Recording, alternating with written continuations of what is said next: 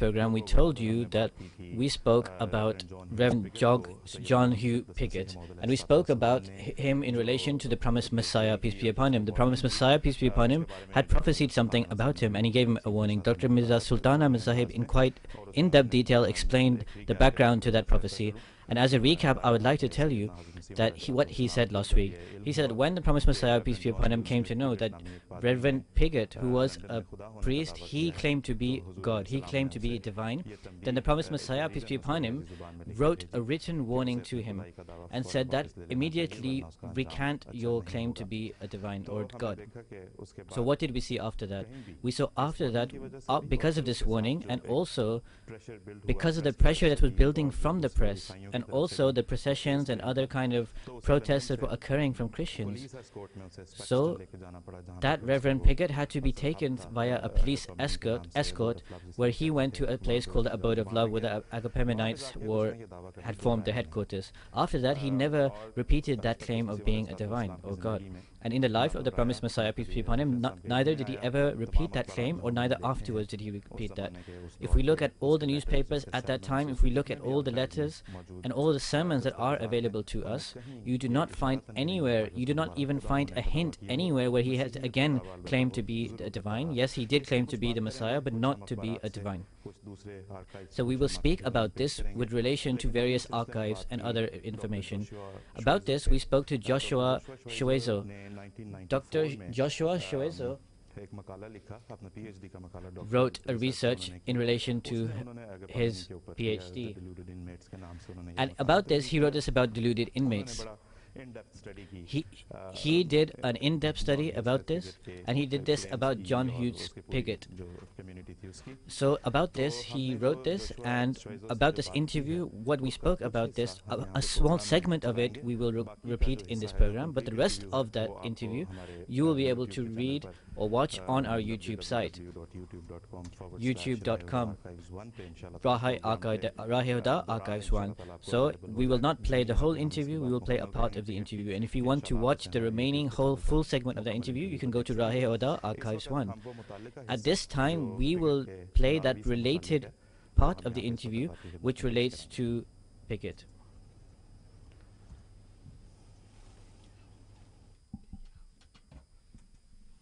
Initially, obviously, it was a claim of being the second coming of the Messiah, but then we see that he moves on to making very bold claims of being God.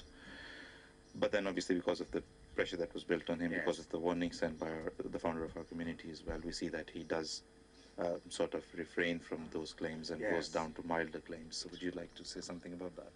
Yes, I mean, I think he realised that there was danger of him being prosecuted under the blasphemy laws, which strictly only protect the Church of England, but was obviously relevant in this case. And it also, his personal situation, he was living in with a woman who was not his wife, Sister Ruth, apparently with the happy participation of his wife. When he moves down here, his claims are always moderated. I think the rather flowery language he used enabled him to make claims that could be read in many different ways. So if you wanted to read them in a sort of sense of divinity, you could. If you didn't care to read them, or if he wished to deny that he was claiming to be God, the way he phrased things, the circumlocutions, enabled him to do that. And the Agapemone, though it did issue sort of what you might call publicity statements occasionally, these were always of a very circumspect nature, as I think you've realised. Absolutely. But on the contrast, we see that before this, the claims were very boldly made and very much publicised, isn't it? That's right. Yes, yes. I mean, they're still a little unwise. I mean, but not generally about his divinity. When his children are born, he invites the local registrar of births, marriages and deaths in to certify, and to record this. And it's that action which enables the Church of England to eventually expel him from the ranks of their clergy, because he had violated a canon law. He was living with a woman who was not his wife and had fathered children by her. And that was their proof. They were able to prove this, that it was him who had, he had broken the church law in that respect. Yeah. Right. But obviously before he was defrocked by the Church of England, he definitely had made his claims moderate and taken back his claim of divinity. He'd backed off and retreated from these claims. ये थे doctor Joshua शोएजो जो कि lecturer हैं who works at the University of West of England, and his detailed research regarding it. In light of that, he has explained some things in relation to Piggot, and he has said very plainly that that claim of being divine, he refrain from doing that afterwards. The opponents make attempts that they say that that claim of being Messiah was actually a claim of being God. But if this were correct, then why did he separately before claim to be God? Because that claim he made in the church is that God is not up there. And then he pointed to himself. He said God is here. So if he only came as a Messiah, if he only came as this perception of Messiah, then why did he need to separately claim to be God? So we just saw this interview, and other witnesses and researchers are also there, that he never repeated that claim to be divine. This is a very simple and very clear and very straightforward matter. I would like to present a reference with relation to this. This is a book called Temple of Love, and the author of this is Donald McCormick.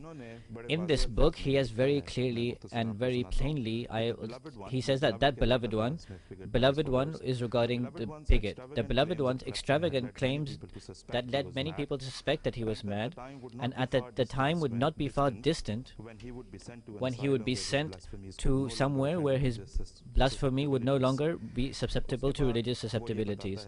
Afterwards, he writes in this book, he went back to Spexton, and then this person writes that the flamboyant Messiah of Clapton became the quiet, gentle pastor of Paxton. So Basit Sahib says that, look, we are not saying this. You can research about this. Those people who have researched about it, and however many people there are who have researched about this, they say is that this split personality of his, where he had different attributes and different qualities, you will see that according to the prophecy of the promised Messiah, peace be upon him, it was fulfilled completely. The promised Messiah warned him that if you do not refrain from claiming to be God, then you will be killed in your lifetime. He did not repeat that claim in his lifetime. When somebody repeats that, then we see that in 1909 when the Church of England defrocked him. And regarding this, we will also show you a slide, and that sentence that was actually said when he was defrocked. At that time, he says that I am God, I don't care. Whatever anybody wants to do, they can do. Now look, at that time, the promised Messiah, peace be upon him's prophecies, splendor of it, and the magnificence of it can be seen in this fact. That revelation of the promised Messiah, peace be upon him, which is the explanation of this was also given, that it seems like he will not refrain from his prophecy, and his end will be extremely bad. So in the life of the promised Messiah, peace be upon him, he did not repeat his claim. Then in 1909, he repeated his claim. Then in 1909, if you research his life, if you look at it from any angle, if you look at it from any aspect, whether it is fiction or novels or non-fiction that has been written about it, whether newspaper articles are written about it, everybody has repeated the same thing.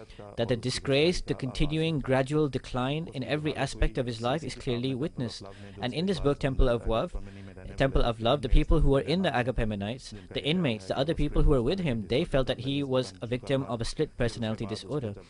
Then afterwards, as he gradually progressed in his age, everything is written there about how he gradually was disgraced more and more, how more and more he fell into the depths of disgrace. He only had a few followers left, and practically his whole community became nullified. It was nothing left of his community. We see this was the result of his, and then we find that he had an illegitimate child, and the last person who died was the woman who bore him that illegitimate child. We read these things, we see these things, we find that nobody from that community is now here. Nobody claims that they are part of that community or related to that community anymore today. So now we will show you that sentence, that the Church of England, when they made a court case or a case against him and they defrocked him, what did they say at that time? We will show you that on our screen now. This is that sentence of incapability of holding this post. and this is on your screen now. This is an entire document where we are only showing you some parts of it. This is in fact the very beginning of that document. This is from 1909. Then if we progress forward, we see after that the mockery that was entailed in various newspapers and all sorts of jokes that were included in various magazines, etc. We find this title, An Unfrocked Messiah. Now, if somebody was going to be mocked at, then his biggest claim is mocked at. You do not mock his claim in the middle or his medium claim, you claim his highest and loftiest claim. So if he had claimed to be God, then he would have been mocked at on this fact. The next slide also proves this to us. We see here that it says Piggot, the self-styled Messiah. Then if we move forward, there is something very interesting that comes to light. And after this, there is no room left for any kind of doubt whatsoever, apart from that person who wants to live his life in doubt.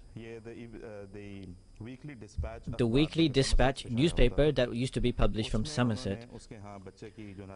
The illegitimate children regarding it is mentioned here, and in it said the Reverend John Hugh Smith Piggot, the self-styled Messiah, described as a clerk in holy orders, was registered as the father of the child.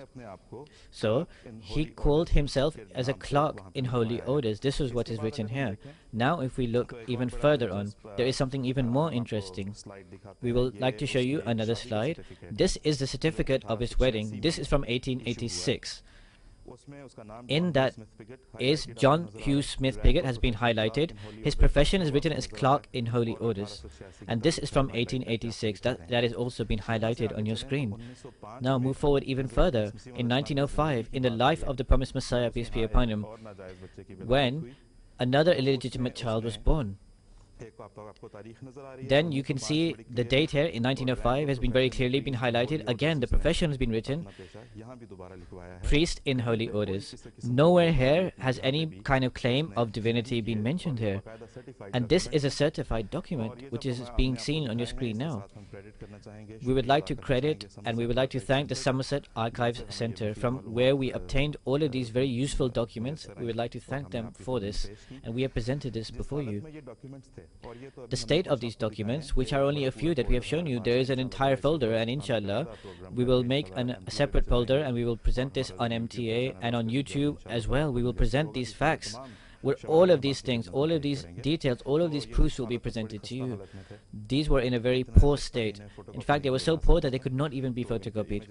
So this is why we asked Mux Sanitasphere. Mux Sanitasphere aided us in providing the photos and taking the photos in a way that could be clearly seen by all of you.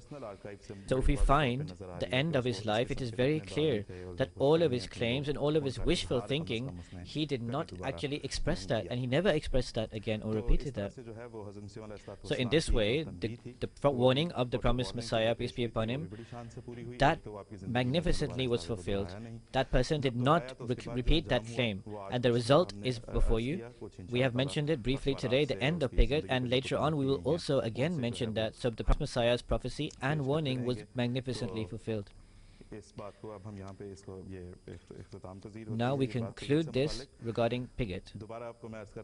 I would like to say to you again that a detailed program separately will be aired on MTA, because here in rah-e-huda there are many different issues which we want to discuss. There are also all sorts of topics that we need to talk about. So however much time we could give to this, we have given. Inshallah, we have to speak about other subjects, but we will have a separate program where we will speak about Piggot. You can also go to rah-e-huda Archives 1 on YouTube.